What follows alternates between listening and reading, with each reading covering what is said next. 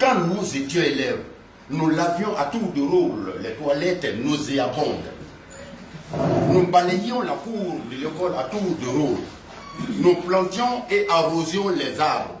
Nous montions le drapeau à tour de rôle et chacun était pressé de se mettre au pied du grand mât pour entonner l'hymne national. Ah, le drapeau, symbole de la patrie, était plus qu'un morceau de tissu multicolore. Il était la raison d'être de tous ceux de chacun. Parce qu'on pouvait perdre sa peau pour ce drapeau. Dès que ce drapeau, il y a pourquoi tu n'es pas venu au drapeau? on pouvait faire la peau à l'ennemi pour ce drapeau. Le drapeau pouvait immobiliser un passant aussi pressé fut-il. Même les morts intimaient à leur cortège de faire allégeance au drapeau avant de poursuivre leur ultime voyage. C'était un héritage, c'était une tradition, c'était une contrainte acceptée et partagée. Ça, c'est notre temps. Aujourd'hui, nos enfants vont à l'école comme des bœufs à l'abattoir.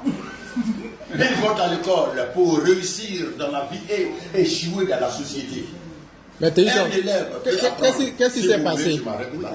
Parce que c'est une inspiration, c'est un texte que je prépare pour l'univers du monde, papa. Okay, le code d'hier et le code d'aujourd'hui. C'est ça. Je peux continuer? Allons-y.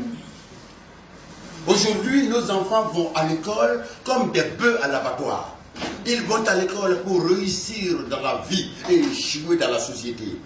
Un élève peut apprendre l'histoire de la Côte d'Ivoire et sortir, descendre le drapeau national et le déchirer en lambeaux comme un torchon. Et il n'y a rien. Un élève peut insulter, menacer son enseignant et le pourchasser comme un rat jusqu'à son dernier retranchement. Et il n'y a rien. Il peut même dire son amertume à la télévision nationale avec des thèmes qui défient l'autorité et le bon sens. Pour un oui ou pour un non, un groupuscule d'élèves peut tenir tête à leurs enseignants et à l'administration et faire fermer toute une école pendant des mois. Et il n'y a rien. Pendant ce temps, les institutions en charge de l'éducation de la République fonctionnent bien. L'orthodoxie tant clamée dans les politiques sonne faux. La rigueur des prédécesseurs ne vaut même pas la raideur d'inflexibles. Dans les discours, on joue à l'autruche. On maquille la plaie, pourtant ça pue.